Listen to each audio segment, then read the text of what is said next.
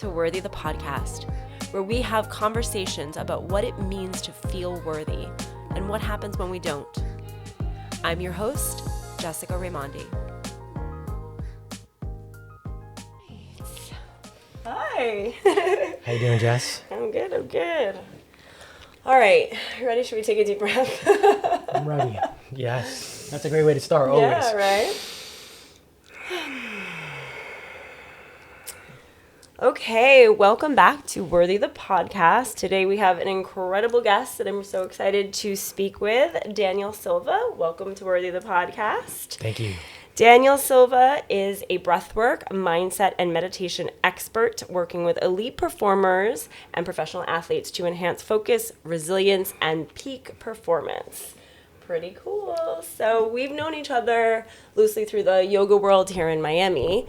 I always thought you were a yoga teacher, but because your wife, right? I was part owner of one of the studios that we were working at. But yeah, and it comes to find out you're many other things, including a breathwork instructor. So can you break down exactly what that is for us, for the worthy listeners here? What does it mean to be a breathwork instructor? Sure. So there's many levels to it. Okay. And I like to meet people wherever they are with this. This is something that is not just an individual practice. It's learning how to go deeper inwards and true mastery of the inner space, right? Wow, I love that.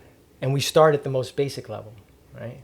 Learning how to use the breath to start to calm the nervous system, right? That's the first step, and so critical, and the thing that everyone in this human experience at this moment in 2025, as a collective and as individuals, need. Right? Couldn't agree more. And then we start to learn how to become aware of the thoughts and start to intentionally create very distinct neural pathways, reprogramming the mind, essentially, starting to learn how to control the mind, control the voice and all the noises in the mind.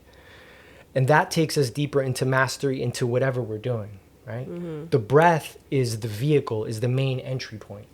It's the main entry point because it's what we have with us in every single moment. It's always there. Right, it's tangible. It's right there. Always. And whatever practice you are doing, you can go deeper into it. And when I say deeper into it, it means deeper sense of awareness, right? Right now, this moment. Because it's happening right now, right in this moment, yeah. And there's layers to this moment. There's many, many layers to this moment. But then also learning how to access flow. Flow is it. Flow right? is my word this year. Yes. Like, Flow. it's such a nice word. And how do we find flow everywhere, right? How do we start to find it in every moment, not just when you're on your yoga mat? And you believe you can control that you can affect that through controlling the breath. I know that.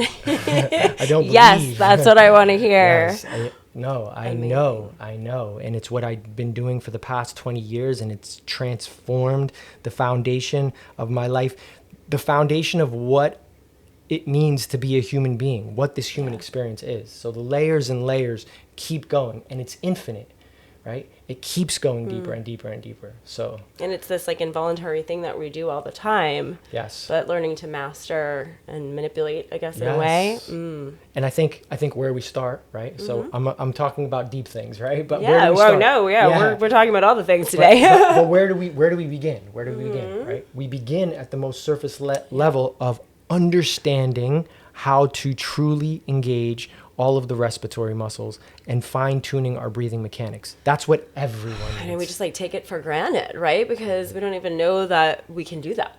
I feel like, or a lot of our listeners definitely don't know that they can do that, or have never had experience with this.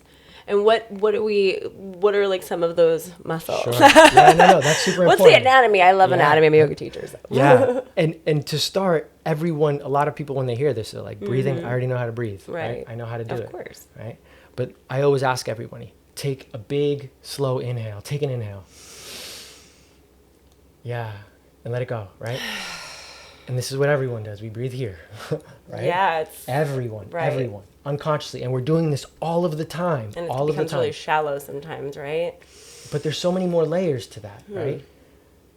look at a child. Look at the way a child breathes, right? Their They're belly. engaging their diaphragm, their belly. They have perfect breathing.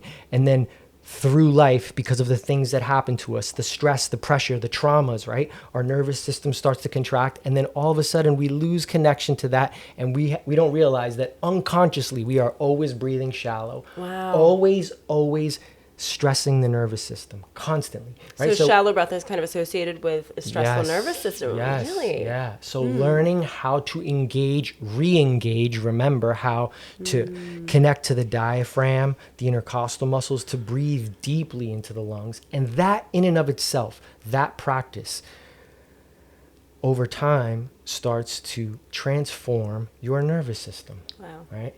It starts to change everything. And you start to understand, wait, I can start to slow down my heart rate. I can lower my blood pressure. What power in that, right? It's a what superpower. healing in that is a superpower. It's a superpower. Absolutely. So how did you land here? How did you get to become an instructor? Tell us a little bit about your story.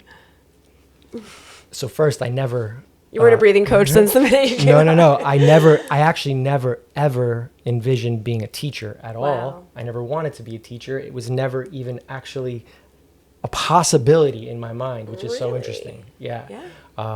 But if we go to where the start of this is, so I started my life, the first half, I was lost. Okay. A lot of our listeners Yeah. can definitely relate to that. Sure. Yeah. And I made a lot of poor decisions, and as a young man, what I experienced, right? What my experience is what I saw was that as young men, we're chasing power, status, strength, right? Yes, all of those for things, sure. right? That's what the ego is chasing. Opposite of what us women are chasing. Yes, yeah. That's in us, right? That competitive nature. And for me, it was really strong. And for me, like, my perspective of the world was like, it's a dog eat dog world. If I want something, I have to take it, right? Like, you have to fight for everything. It's hard. It's survival. Yeah. But I also, from a child, rejected instinctively everything. School, authority, church, everything, right? Which was part of who I am, but led me to many, many, many poor decisions, but it was part of the process. And then it ultimately, at 18 years old, landed me in prison for 3 years for armed robbery, right?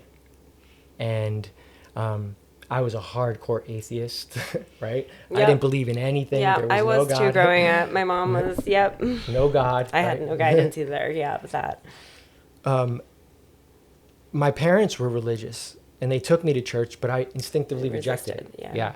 But in prison, I found myself now in the pit of how dark this human experience can get, right? Like the darkest of the dark. And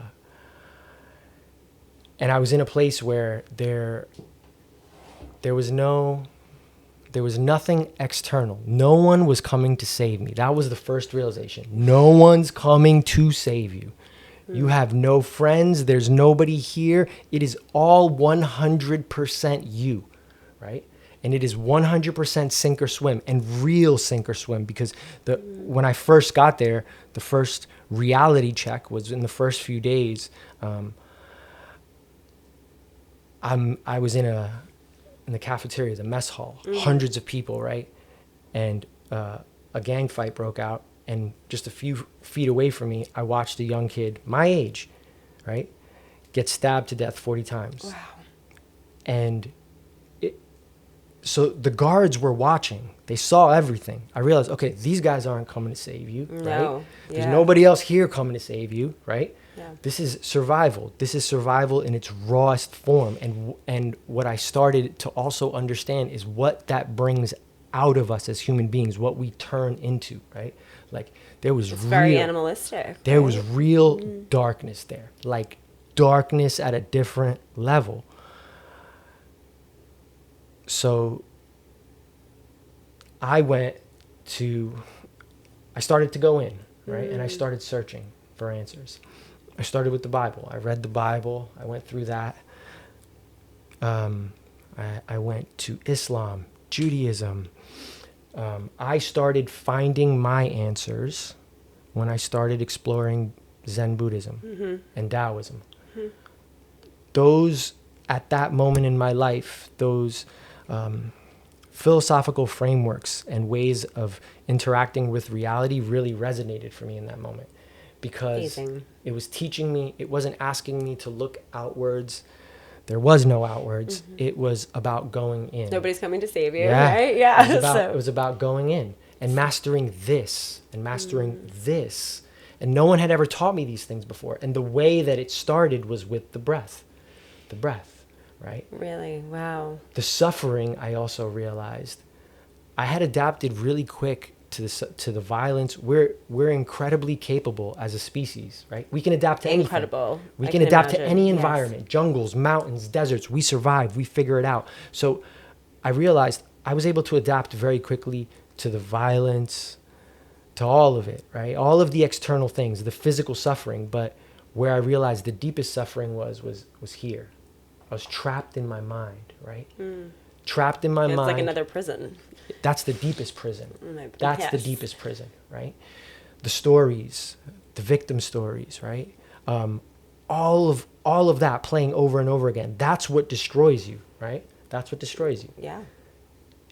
And the breath gave me an ability to start to go in and first start to create space between me and those stories. What I truly am, my essence.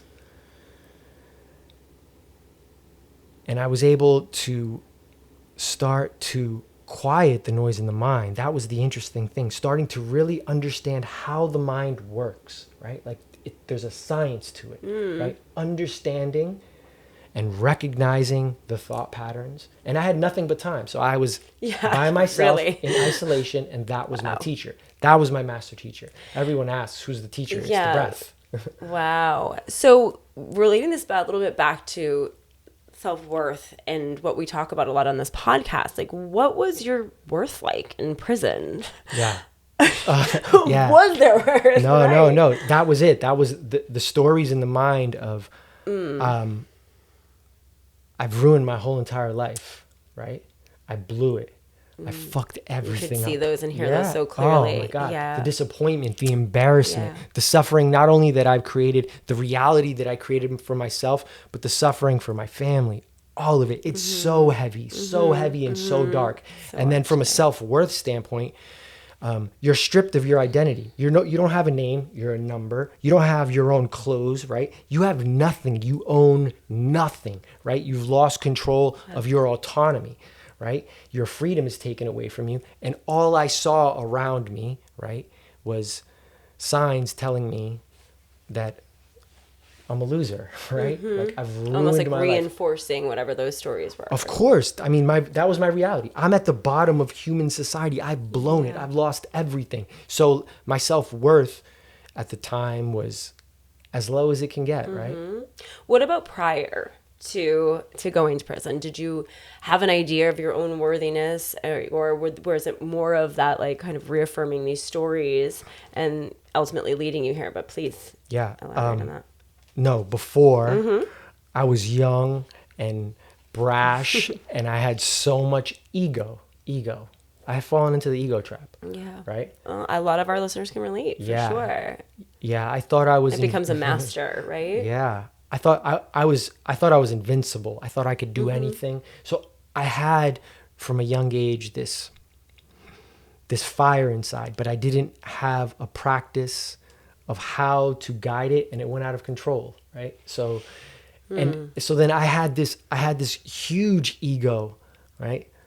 And my whole entire identity was shattered, every single bit of it, right? Yeah. When you're put in prison, everything's gone. Everything you think you were, everything you thought, all of your hopes, all of your dreams. We identify with all these things, these labels, right? Of like, I'm a sister, I'm a mother, I'm a wife, I'm whatever, I'm a friend, or I wear this, I like this color, but it really doesn't matter there, does it? It was eradicated. So there was nothing left. But that was a beautiful, beautiful gift. It was the best thing that ever happened to me, because I had built a false character structure, and reality just crushed it, right? And to it was dust. able to be crushed. To dust, yeah, to dust. Nothing. There's nothing left.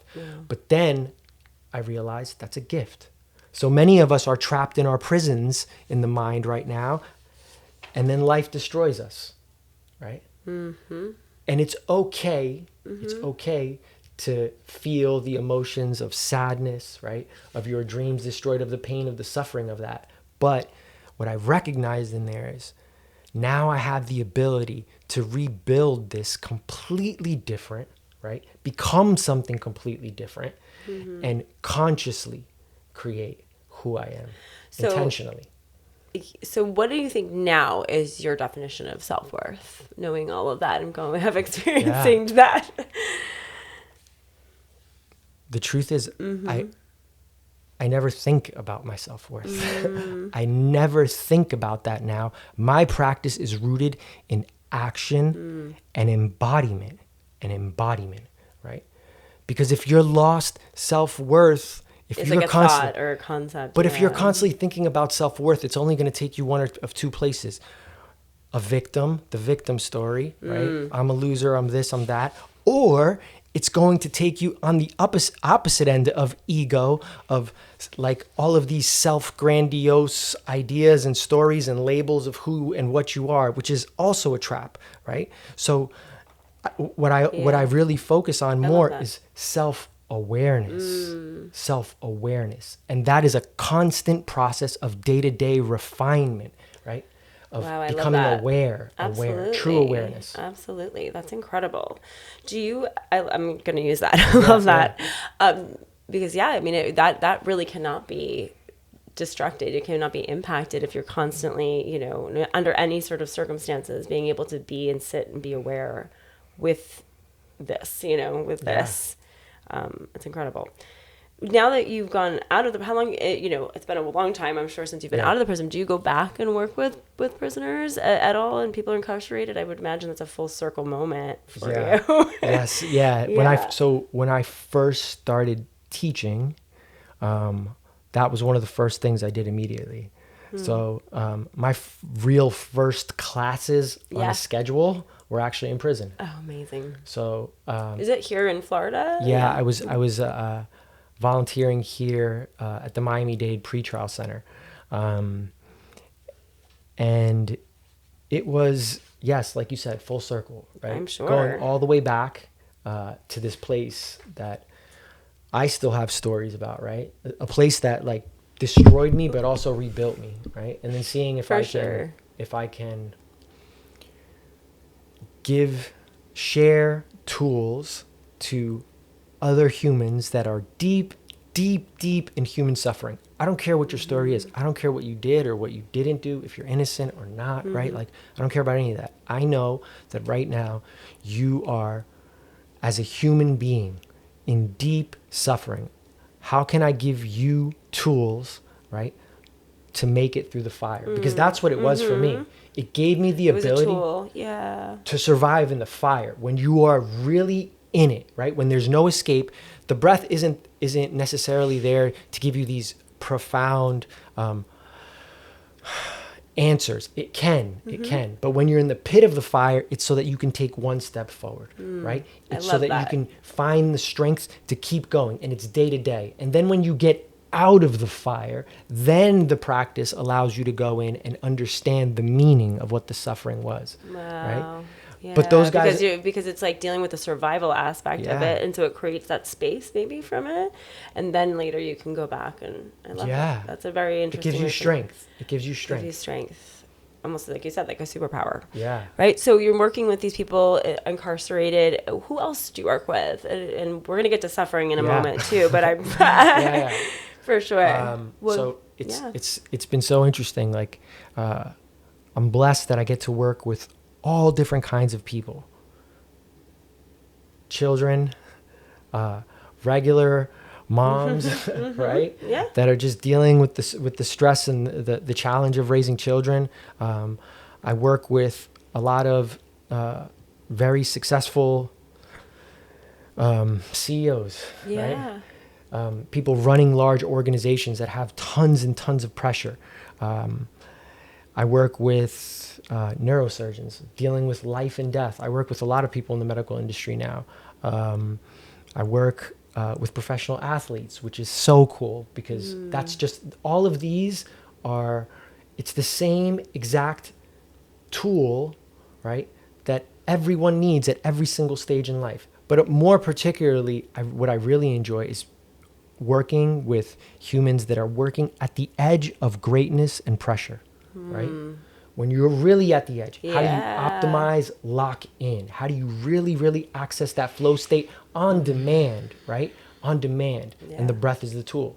The breath is the tool, how we do it. That's amazing. And so I want to touch on suffering I would go back to that a little bit. What is the range of suffering, stress, whatever it is from you encounter with your clients?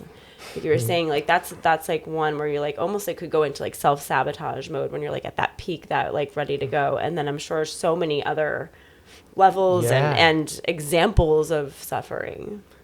And so suffering comes in many, many different ways, right? I also work with a lot of terminal cancer patients. Wow. People that know they're at the end, right? And that's a different kind of suffering. What an honor that must be. I mean, really, just like, that is a different kind of suffering. There's like an acceptance in that suffering. Veterans with PTSD, I'm working with them as well. That's a different kind of suffering. So pain is a signal, right? Suffering can be a choice based upon the story that we're telling ourselves about what is happening, right?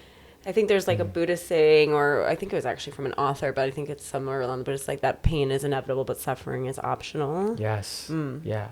But when you're deep in the suffering, look, when you lose everything, right? For sure. When you're deep in the pit of it, right? All of these concepts mean nothing, right? It means nothing. It's for right? sure. When you're destroyed and you think and you're at the end, like I reached a point in a separate stage in my life where I was suicidal. Right? I know what that is. When you feel like there's no hope and you've given up. Yeah. Right? There in those moments, it's just finding the strength to take one step forward. It's just one step at a time. That's how you make it, right? One step at a time. It really is like this skill set, this tool, this mastery that you have. So continuing on kind of this topic of suffering, I want to go back to that as well, would you say that we all suffer to some level, like physically, emotionally, mentally, right? I think everyone's suffering extremely and unnecessarily right now. That's a good way to put it too. It's part of the human experience. Yeah. I mean, you clearly have gone through it yourself. You're explaining your type of suffering. You're suffering with clients, and it does seem like the breath work has become this kind of solution. And so you were saying can you elaborate a little bit more on how it eases suffering? Like you were saying, it creates some things, like it creates space. Yeah. So, it's recognizing that, the suffering comes from the stories in the mind. What is the story that you are telling yourself? Right? What is the story that you're telling yourself? And that story, most of them are negative stories, right? Fear-driven stories. Fear is the mind killer. Fear for me is like a disease, a virus that spreads from person to person, spreads through society, right? Fear poisons everything. So first, being able to use the breath to create space between yourself, between your stories and those emotions, just for a moment, because when you're deep in it, right, it feels like you're drowning. It doesn't matter where you go, you can't escape it. It's here in your room. It's when you go outside, you're trapped in it, right? I've had that happen this week. Yeah. It was really hard to get out of. It was just this mental suffering. Yeah. Starting to be able to create space between yourself and it, right? It's like coming up for air for 1 second. Yeah. Right? Yeah. And then you can come back down and you can start to see and understand, right? What is this showing me? What is this showing me? And as everything falls apart, there's new opportunities always, right? Seeing the new opportunities. You cannot do that if you are trapped in your story, if you're immersed in it constantly, 24 hours a day. Right. So it becomes like a tool for this kind of transformation, I think, in general, right? Yes. breaking free of the mental, because that was another question that I was thinking about, is like, this is a physical practice. It's a tangible practice. It's something, it seems like such an incredible tool because it's here and now and you can access it. But how does it affect the mindset, right? Yeah. And even just the idea of creating space for me, and I don't know about our listeners maybe too, but it's that idea of like, wow, there's space between my thought and there's this belief, like I'm not actually, this isn't mine. I don't have to identify with it. It doesn't have to torture me. Yeah, that's it. That's where the torture is. We're all in our prisons in the mind. And when I say space, it's an act of surrender. That's the deepest part of it, right? That's the deepest part of this practice. It's in the stillness, right? Like we can go into these deep, powerful forms of hyperventilation that are powerful in one way, but really the stillness and the surrendering. And when I say surrender, please elaborate on that for us. And layers and layers of the surrendering. Okay. And surrendering requires two things. First, deep humility. Because everyone thinks they know how it's supposed to be, right? Yep. Your story of how you're supposed to be, who you're supposed to be, how the rest of the world is supposed to behave, right? These constructs in the mind. Yeah. So humility to let that go, that you do not know, right? And then courage. Courage to see it as it is with awareness, outside of your little story of woe is me, breaking free of all of that and seeing what actually is and having the courage to accept it, right? That is the key. And then as we go deeper, if like, what is the foundation of all of this for me, right? So these are the first steps, breaking free, right? Starting to realize you're not your stories, right? 100%. But as you go deeper, it's about truly understanding who you are. And what does that mean, right? How can you have self-worth if you don't really know the deepest level of the truth? And again, not those like labels, right? Not the quick answers. Yes, And the deepest levels of the truth of what this human experience is, right? And that's also what the breath gave me. The breath has taken me into a place where, for a moment, right, I see and I understand what it all is. When I say all of it, I mean everything, right? The essence of what we are, of what this human experience is. Sure. And what it is. Right? Please tell us. Level, yes. Right? At the deepest level. I'd love to hear. Yeah. This is the eternal unfolding, creation, and expansion of consciousness. And what you are is that consciousness taking form in a physical body. And you've been given a name, right? You went to school, you grew up in a certain area, and you started to create these ideas, this character structure, this ego of what you think you are, right? Of what you think you are. Yeah, a construct, for sure. And it's all constructs. What you really are is that energy that's driving all of this. It's impossible to put into any kind of container. You can give it many names, but what it is, it doesn't matter. But it is energy and it's consciousness that is unfolding and creating. And if you understand that you are consciousness, consciousness is not a physical thing. Consciousness is formless. Consciousness has infinite potential to create, to Would grow. You say it's energy? It's energy. It's the sacred energy. Sacred energy. Sacred. Well, it's kind of what makes us special here on this planet, right? I mean, the consciousness, the ability for us to be aware. Yeah. We're not like other animals or mammals that we know of that have this awareness, right? But in order to experience that, it's not about conceptualizing. Right. You have to experience it. To experience it, you have to fully surrender. So you have to let go of all the stories. You have, and it's a constant process. Of peeling back the layers. It is. Of everything. Everything you think you know. I am this. I went to this school. I have this degree. I'm not good at this. All of these stories. You keep pulling back the layers, letting that go. Your name. You are not your name. Everything. So when you say let it go, like, so this is something that I'm working on now.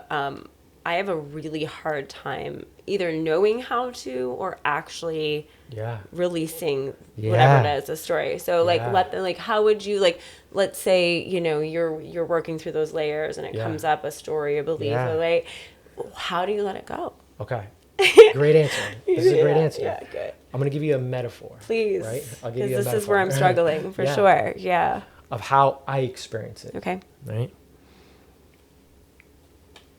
What I feel is happening internally is like the internal space, the mind, the energy is like you are like a small little ship in the ocean at night in a storm with no compass, right? And waves are throwing you around. All the things that are happening, everything in the outside world, right? You have no control, right? Yep. Okay. It's terrifying. Very. You don't know where you're going, right? And you have no control over it. The breath first is like dropping an anchor. We drop an anchor, right? We drop an anchor. To start to hold this moment, right? So just sitting in stillness is it. And that takes so much practice, right? And the waves, the stories are going to come. I was going to say, what happens when those come? Yeah, no. We recognize them. Okay. So I don't fight it. So my practice is I drop the anchor, right? The story in the mind that comes in, I visualize it. It's like a helium balloon that is literally pulling me outside of this room from this moment, right? And that story can take you away and you can get lost in your mind, right? Totally. That's what happens to me. Yes. I don't fight it. Okay. First, I smile at it. I'm like, that's a good one. That one always gets me. That's the one that I think is so important, right? That I think defines me. So you're like appreciative that it came up in a way. I laugh at it, right? Because it's a game. We're playing a game too. There's a game that's happening here, right? I'm like, that one always gets me, right? I keep it playful. If it's too serious and you force it, it's never going to work, right? You got me. And what do? I come back to the breath. The breath, feeling the breath.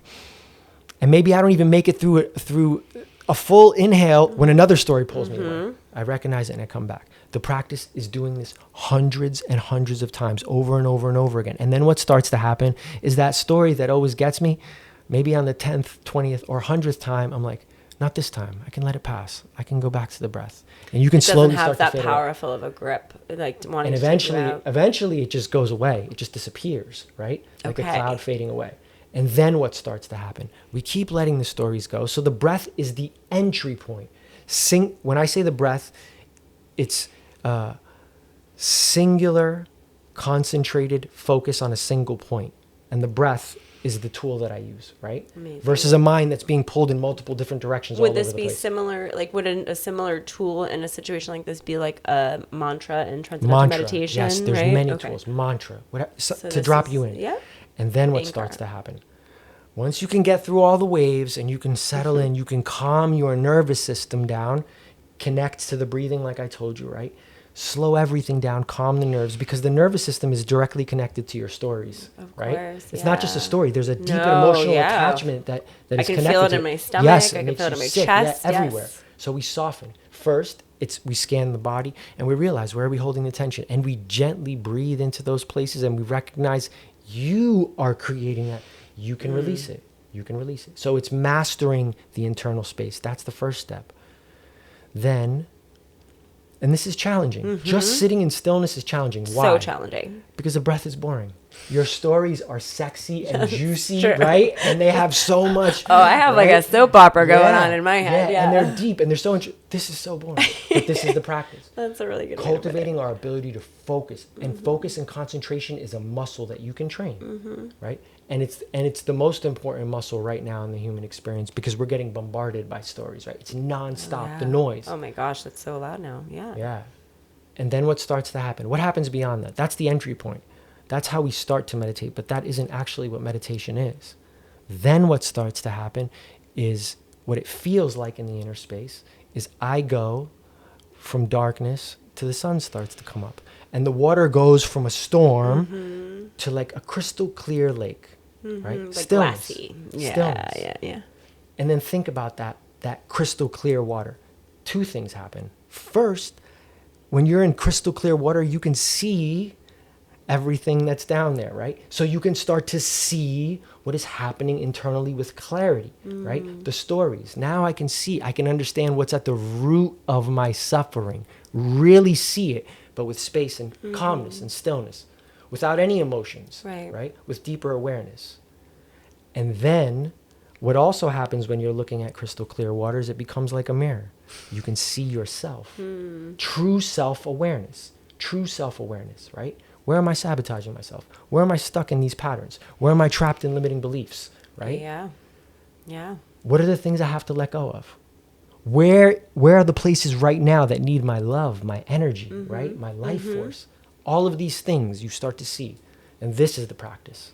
Every day. Incredible. Every day. Yeah.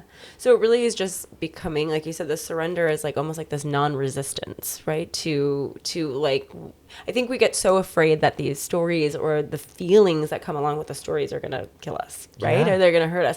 And in some ways they do, because they'll play out in disruptive behaviors and self-sabotage and whatnot. And it kind of becomes like this self-fulfilling prophecy. But there's like a softness to this. There's a gentleness. And like you said, I love this idea of these two things going along with surrender, the humility, and then the courage to stay there and like, look. Yeah. That's And it's not just in our external behaviors. These stories, they're like, the fear is poison, right? It's literally making you sick, right? Really it makes is. people sick, It right? does. In so Your many nervous ways. system is constantly in a state of stress, right? I think mine has been since the minute I was raised. I was raised by a mom who was very, in her sympathetic nervous system, very much in fight or flight, and that was passed down. It's contagious. Yeah. Fear is contagious. Right. Energy is contagious. But it's also contagious in the other way. way. Yeah. That's pretty great. Well, this work is incredible that I'm sure your clients are absolutely so lucky to be working with you. And again, back to this idea of suffering, and we're going to move on, but do you feel like suffering is like a means to transformation, or do you feel like it's necessary for transformation, or can we transform without the suffering? I don't look at it as a means or necessary. It's part of the human experience. It's part of acceptance of what is, right? And if you avoid suffering your whole entire life, right? If you're running from it, that's a trap as well. But it's learning how to sit with the suffering and understand it. What I can tell you is now I look back at my deepest suffering. I promise you I know suffering. I promise you I know physical suffering. I know how deep and dark it can get, right? But in that suffering, when you are cracked open, when you are destroyed to nothing, right? That's when the light can come through. So it takes, in the stillness, I can look back and I can start to understand what the suffering was teaching me. Suffering is a master teacher. It's not something to run from or be avoided. It is a master teacher. There's deep lessons in it. And the deeper the suffering, the harder it is to find the gift or what the answer was. But when you find it, it is deep, right? It's much more powerful. Well, you and I mean, the story you tell about being in prison was so powerful, and just in learning to create that space, finding that tool. But I want to go back to something that you said earlier, is that you had kind of another transformation and almost another transformative suffering experience that came from a physical trauma. Is that correct? Do you want to? Can you tell us a little bit about that? Sure. So these practices changed my life. I turned my life around. Right. I came out. I got a degree. I was dedicated to turning everything around, right? I was aware that I had created this horrible reality. So that was actually really empowering, right? If you take ownership of everything. I took complete ownership, and I was like, look, I created hell, a hell beyond anything I could have imagined. That means I can create the opposite. So step by step, intentionally, right? I came out, and I was so fortunate. I built my dream life. Like when I was in prison, all I could do is fantasize at night. If I make it out of this, I didn't know if I was going to make it out. Right. There was people in there that were far stronger, smarter, incredibly powerful beings that didn't make it out, didn't survive. They were either like they're dead or they're serving life in prison. Right. Yeah. So I used to dream about Miami. That's what I would fantasize about, right? what's the most beautiful place I've ever been, and I would just Paradise, right? Yeah, paradise. Wow. So, and I would dream about like, if I make it out, this is what I want to do with my life, and all the things I wanted to do, and it's incredible. Like, I made every single one of those dreams come true, and even more, even beyond what I could have imagined. Like, this life gave me like such beautiful, like, my life has been incredible. Like, I'm so blessed, right? And I reached a point where... How quickly did you turn your life around? Do I mean asking? No, Just it's a slow was like, process. it was No, process, I mean, yeah. but I was a different Or what person was the in timeline? there. Yeah. In there, right. I had You'd changed. started That was the process. biggest thing. It doesn't matter. Internally was the biggest game changer. I realized, right? Yeah. I realized what I was doing. That's what it starts with, right? That was the biggest thing. So of course it wasn't easy, right? Like, it's so challenging coming out of prison and trying to live righteously and get a job and do all these things. But fast forward, right? I was living the dream in Miami. I had a very successful company that I had started. I was making 6 figures. I had the brand new car. I had the condo. There's I those had labels everything. again, All yeah. of those things, right? Yeah. The things that I had dreamed about. I went back into an ego trap, right? Like another ego trap. And I was living my dream. I was, at the time, also, I've been a martial artist my whole life. That's been a super important part of who I am throughout my life. And I was competing in mixed martial arts. So I was living my dream. It was my dream life, right? I was doing what I loved. And in training for a fight, I suffered a really serious concussion. And that completely destroyed me once again. I went to the emergency room, right? I had hemorrhaging of the brain. So scary. Yeah. And the doctors told me this at the time, and even now, we really don't know much about brain injuries, right? Like, there's nothing we can do for you. We can give you medications, antidepressant, painkillers, right? Essentially, there was nothing you can do. And what started happening is like, I went from feeling like invincible to being completely bedridden, like not able to move, not able to get out of my bed. I started to lose my ability to speak. I couldn't complete sentences. I couldn't have lights on. I went from feeling invincible to being so hypersensitive. I couldn't even handle having another person in the room. Having another person in the room would take me deep into anxiety because I couldn't communicate, right? And I just started sinking.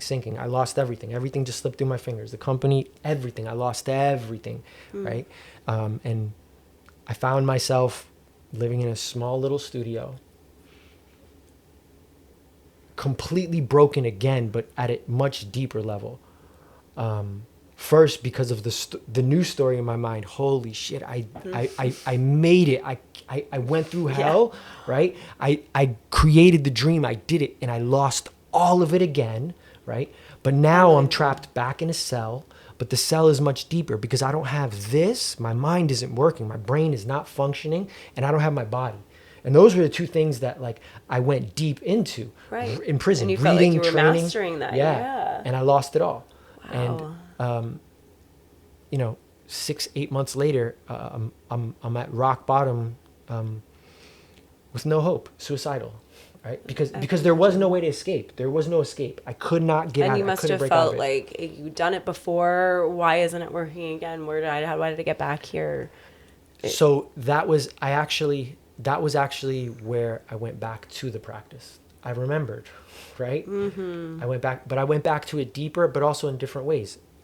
I had been on a continuous journey since I came out, like working with psychedelics and going deeper into different, studying different forms of spirituality and studying different ways of connecting to the breath. So I was once again in prison, in isolation, and once again I came back to my master teacher, the breath and isolation, and time, nothing but time and deep suffering, right? Back to the practice. And then the practice started revealing a different level to me because it keeps going deeper, right? And what I started experiencing was, it's interesting now that I like go back and if I really want to think about how it started in those moments, what started happening was I'd be deep in stillness and going into the practice, and I started feeling at first a very subtle energy, and my hands would just start moving, and it would be super weird. And I'm like, what's happening? And then there would be other moments where my head would start to drop back. My mouth would open. I would fall into this position. Crazy. And I'm Wow. like, I don't know what's happening, right? Like a little exorcism or something. Yeah, but it's beautiful. Right. No. It's beautiful. Okay. It's like, whoa, what is this? It feels like, like I've done all the drugs. It felt like drugs, right? But I'm not, but it started happening when at the point where I was suicidal, because at suicidal, you're fully surrendered. I gave up. You are. I was like, it's over. I'm not going to fight it anymore. It's done. I have to just, and that's when it started happening. And that's when when I fully, there's layers of surrender, fully gave up. I had no more hope. Right. So maybe it's not the suffering leads to transformation. It's like that surrender. Surrendering to the suffering, right? Surrendering to the suffering. And then what happened was, so that was a slow process. This starts happening, right? And then one day, I'll never forget, I was literally in the fetal position. Okay. Oh my God. Right? Like the bottom, no hope. Like my life is ruined. There's no way out of this. I remember at the time, like I was going to sleep hungry, right? Like I didn't have money for food. And that's a very primal thing, right? Like a lot of us haven't experienced, don't understand what that starts to do to you, right? Like where I'm like, to my essence, I'm being broken from the inside out.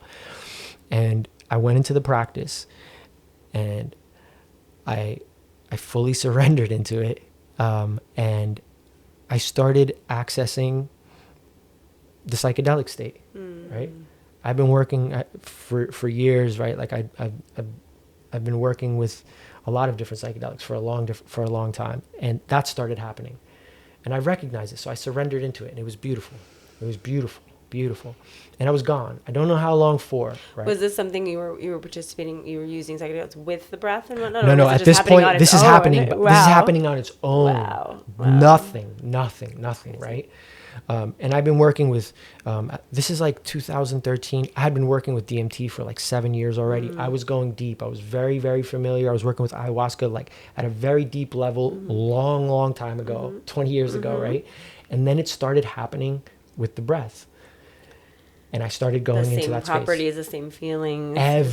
Gone. Like visually in the space, the sacred geometrical patterns, everything, surrendering. Didn't even know where I was. There was no more me, right? Wow. And I woke up from it because I heard like roaring and screaming. And that's what like brought me back to the physical dimension. And when I opened my eyes, I realized it was me, right? And I was standing in the middle of my room, just roaring. It was you. Roaring Wow. and feeling this like power and life force better than any drug I've ever taken, right? And I remember like I blew out all the blood vessels in my eyes because I couldn't control it. The power, the energy was so strong. Imagine like what it felt like if you took all of the energy from this planet, right? Like everything. And then you keep going outwards, the whole universe, everything, sun, stars, all of the happenings, and you put it through one small little hole, which was me. And it was just coming out. And it was beautiful. It wasn't a scream of like scary sad. Or No, sadness, it was power. It was power, right? And it was this incredible feeling. But what came with it, it wasn't just the energy. The energy, the sacred energy, right, has deep wisdom in it. I remembered what this all is and who I really am, right? I've remembered that we are consciousness. We are sacred consciousness, right? And we've been on this eternal journey and we are here to grow and expand. And all of my stories of woe is me and everything, they disintegrated to nothing. They became nothing. And I remembered what I'm doing here, what we're doing here, right? And part of the process is remembering and starting to awaken in the dream. I was lost in the dream. Your stories of my victim story, my self-worth. Yeah. You're lost in the dream. Yeah. And that's what started happening. I started remembering and that transformed my life at a whole new level now. Well, it's just like this incredibly new perspective, right? Because I think a lot of it is perspective. I think we forget And then Yeah. like this like falling asleep kind of sense. And what an incredible Yeah. moment Yeah. to have as a second Yeah. transformation. That's such a great story. Thank you so much for sharing that. I feel like, you're really like kind of in your purpose right now. And I believe that we spend like a lifetime trying to figure out what that is. I mean, again, kind of taking it back to our topic of self-worth, how do you believe that, being in alignment with your purpose, can impact your worth? Yeah. So it's understanding what your purpose really is. How do you find your purpose? That's the first question. Most people don't know what their purpose is. They don't know how to find it, right? And you don't find your purpose here, That's right? right. You find your purpose when you quiet the noise and you feel it and you know it here. There's a difference, right? It's starting to know the difference between this voice Totally. and this voice, right? Even just now, like getting ready to do the podcast and all that, and shifting gears, it's such a different energy. Yes. It's like such a knowing, a different energy. There's like a calmness, and there's, of course, there's resistance and all the things that come up, all the stories that want me to like, stay small, be nice and cozy and comfy. But there's this lightness, this flow that I feel just even, and stepping following into it that. and trusting it. It takes courage. Yeah. It takes courage, right? It does, It takes courage. And that it's a constant process of dropping in and remembering, because the outside world is going to keep bombarding you with your stories, right? To scare you, to keep you constricted and small. Oh yeah. So it's Don't go too high. Don't get too bright. Yeah. It's a day-to-day, moment-to-moment refinement of the stories in the mind, and seeing with clarity, right? Where is my ego keeping me safe but small? Where is my ego keeping me And safe? so a practice of like questioning that and Yes. on a daily basis. So simply put, what is your purpose in life?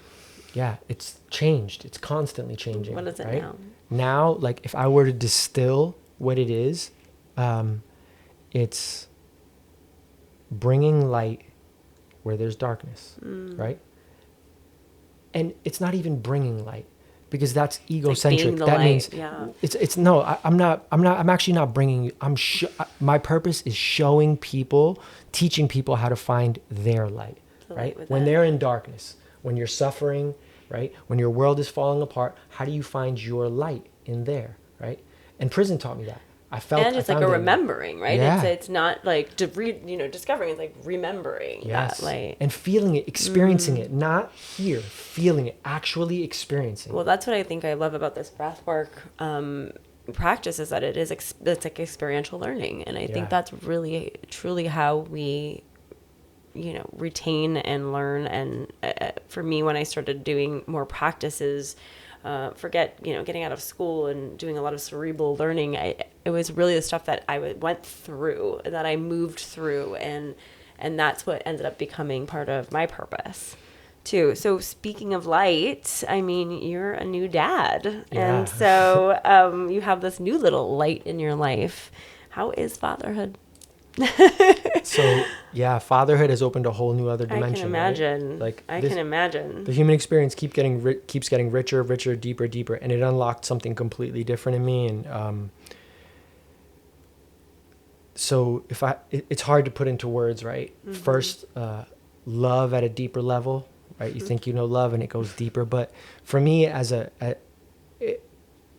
man, right, as a father, what I feel is it's given me a much stronger sense of service to my family, right? Service. And like I have this thing inside me that's awakened to like take care of them, right? To step up. It's a fuel source that I didn't have before, and it's so strong and powerful. And it's so interesting because like I'm not sleeping, right? Like physically I feel absolutely. I'm at my I'm like I'm not in a good place, right? But the fuel that comes from inside to like protect, take care, provide, but then also on the other side of it is to embody at a deeper level.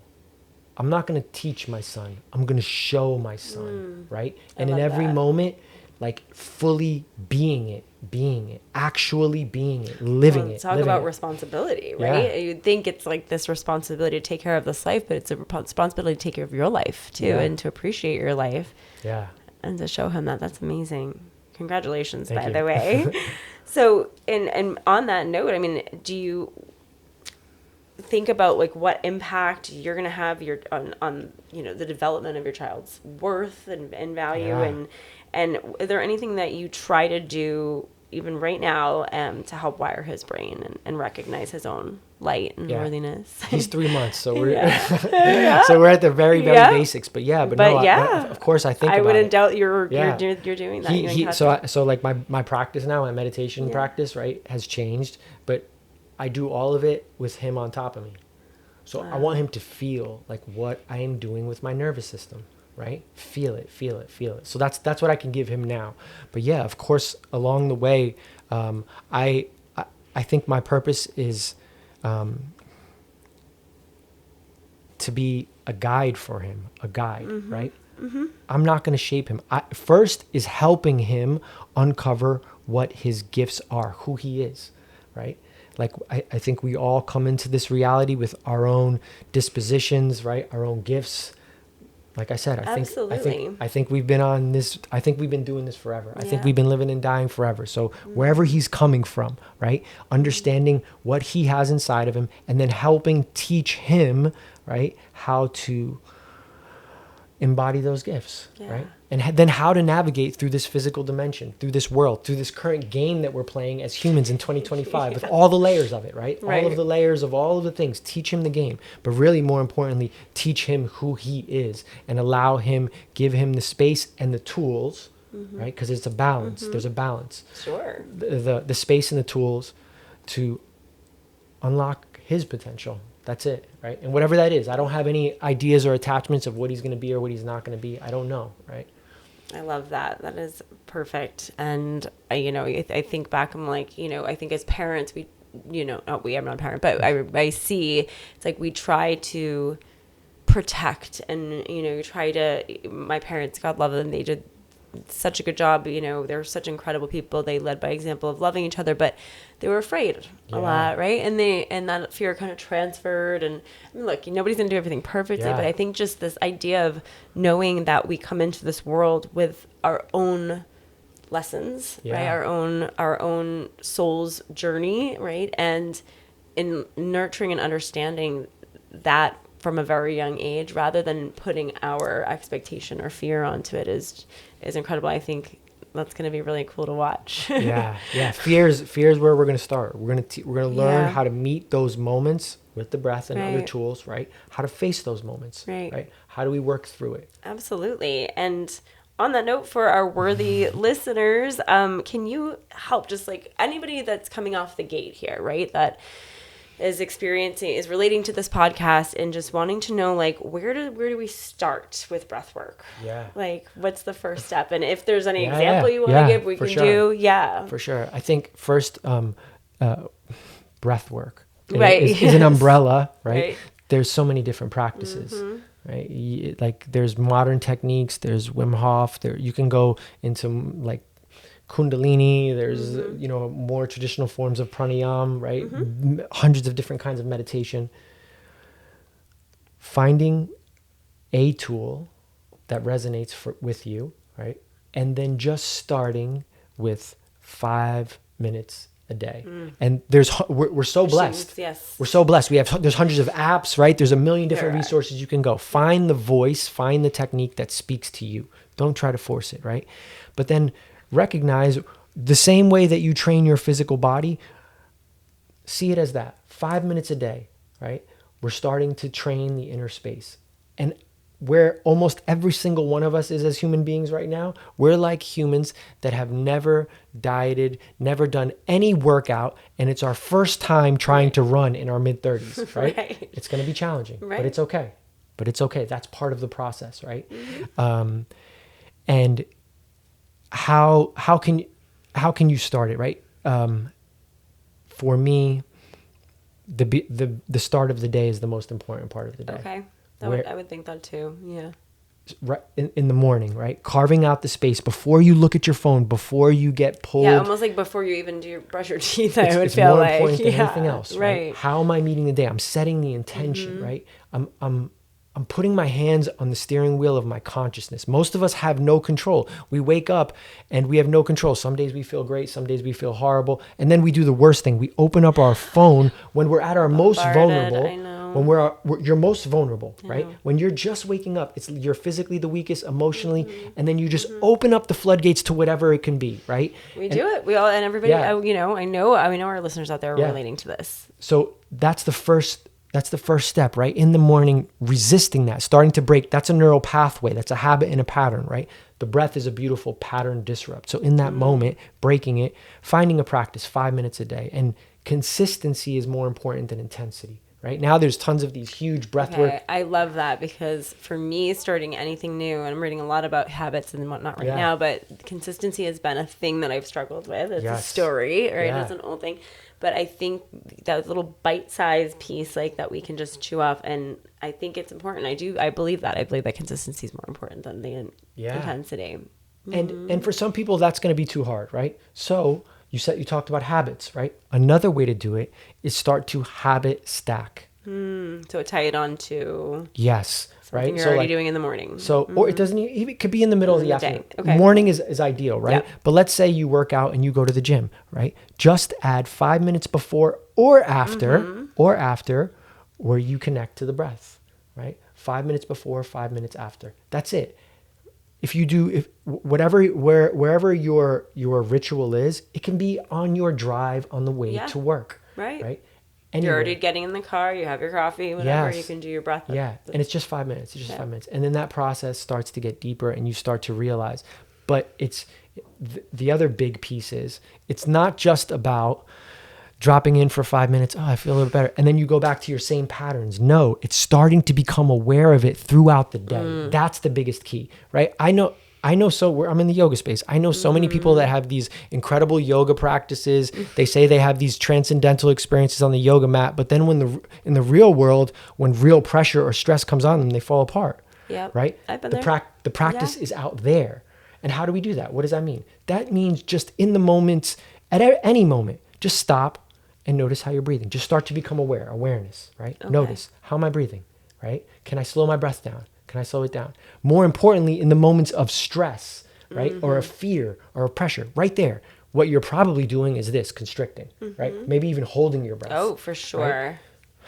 Softening. Yes. Soften. Quiet the noise. I don't think we realize how much we hold our breath. I know. Yeah. So it's that, starting to become aware. So those are the two ways. If someone were to start, try to do it in the morning. If you can't, habit stack it somewhere, right? And then throughout the day, just start to notice how you're breathing. Well, that's very good. I think that's also very doable for our listeners too. Is there any little breath exercise we could do together here for them? I mean, and just keep it simple, or just maybe walk them through it. Yeah, for sure. So the first thing, wherever you are, posture is so important, right? It's not this, right? If we're standing or sitting, it's sitting up straight, right? Which is hard to do. Yeah, for sure. This is part of it. This is part of the practice, right? Yeah. And then here's the key. I'm just going to give you some details of how to fine tune your breathing. The first thing I do is I relax my face. You don't realize how much tension you're holding in your face. So I relax the jaw so that there's space between the jaw. That's the first step. Then place the tip of the tongue behind the top row of the teeth. And now we start to bring our awareness to a single point, to the edge of the nostrils. And just feel the breath. Just feel it. Your mind is still going to be talking. It's those helium balloons that I told you are going to pull you away. And just feel the breath. Just feel. And then see if as you inhale, you can send the breath directly into the back of your throat. So not inhaling up the nostrils. We have nasal passages that travel through the cheeks. So take a few moments to see if you can breathe directly in the back of the throat, as if you're breathing into a button in the back of your throat. So you're hitting the back of the throat with the inhale. And then follow and feel the breath as it travels all the way down into the bottom of the lungs. So the breath is like a river. And we do this not by force, but by softening. Just feel. Keep the jaw loose. Follow the breath. And then see if you can send the breath as you inhale all the way down into the bottom of the lungs. So a way to feel that is maybe put one hand over the heart, one hand over the belly. And as you inhale, see if you can send the breath low so the belly expands. And as you exhale, feel the navel gently contract into the spine. And maybe you connect to your Ujjayi breath where you restrict the back of the throat. Good. And just feel. Slow the breath down, gently sending it all the way down into the bottom of the lungs, expanding the rib cage, and gently, gently allowing it to come back out.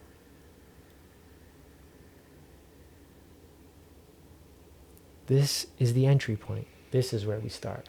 Yeah? Nice. Yeah. So it's subtle. It's the subtle practices, right? Well, it's funny when you're like, I mean, I obviously taught yoga for a long time, but I haven't had somebody teach me breath in a while, you know, and just other than me doing it on my own practice. And I think when you said just feeling the breath, I was like, oh yeah, like the breath is many different places than I think it is, you know? So that's a big part of it is when I say awareness, there's many layers to awareness. It's internal awareness. It's when you're in fear or stress, your body constricts, right? And when you constrict, you become numb, you harden, right? So this is about softening from the inside out. We open everything from the inside out, and then it goes much deeper, right? We start to feel the diaphragm, we feel the intercostal muscles, we feel the pelvic floor, we feel the heartbeat. That's called interoception, right? And that's something that can be developed and enhanced over time. And then you can really start to feel what is happening internally, and that's where mastery comes from. True mastery is mastering the inner space. I love that. Thank you so much. This has been such a cool conversation, and I'm thrilled that people are going to get to know you a little bit better. I think I'm excited that you're doing this work. It's so important. You have, you know, such a light for sure in general, and to share that, you know, I'm sure your clients are just over the moon to be working with you, and this is a transformative practice, which is very palpable, right? We can sense that. So are you working with people currently right now? Are you taking on new clients? How can people find you? Yeah. Let our audience know. Sure. Yeah. No, I'm blessed. I'm doing a lot of things right now. You have something coming up in Miami, right? Yeah. An event? So I have an event at the Faena. Last year, it was one of the biggest events in Miami. We had close to 300 people. That's incredible. I'm going to try to go. It's the 27th? 27th, yeah, for sure. September. So I'm hosting a lot of events all over Miami. Like, you can follow me on Instagram. It's O2Flow. The letter O, number 2, FLO, like oxygen. Great. And we'll put all of that in the notes here on the podcast too. Yep. But I'm blessed right now. First, I teach weekly classes every Saturday at Hanu Yoga Studio on Miami Beach. Great. And at Om Movement on Sundays in Coconut Grove. So that's an opportunity. I'm hosting events everywhere. I'm also hosting retreats regularly. I have a lot of retreats coming up. I'm going to Egypt next year if you guys want to join. Yeah. And then I host teacher trainings regularly. I'm hosting another one in October. And this is where you're training people to become breath teachers? Yeah. Incredible. Yeah. So okay. That's been beautiful. That's going to be in a year from now? Or, no, that's in October. Yeah. Oh, okay, great. So I host those regularly as well. And then I work with a lot of people one-on-one in person, but I also work with a lot of people all over the world virtually. Okay. Right? So we'll go ahead and plug again your Instagram handle on the notes of this podcast so you can DM Daniel and see about working with him, because what an opportunity.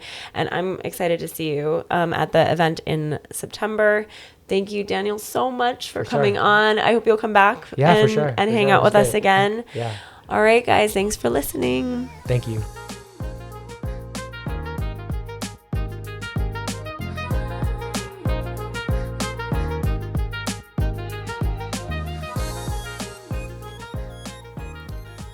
Thanks for listening to this episode of Worthy the Podcast. Our goal is to build a community, and we do that through people like you who listen, subscribe, and most importantly, share with someone you care about. Be sure to follow us on Apple Podcasts, Spotify, or wherever you're listening, as well as our YouTube channel. And if this episode resonated with you, leave a review. We want to hear from you. Thanks for being here, and remember, you've always been enough. Period.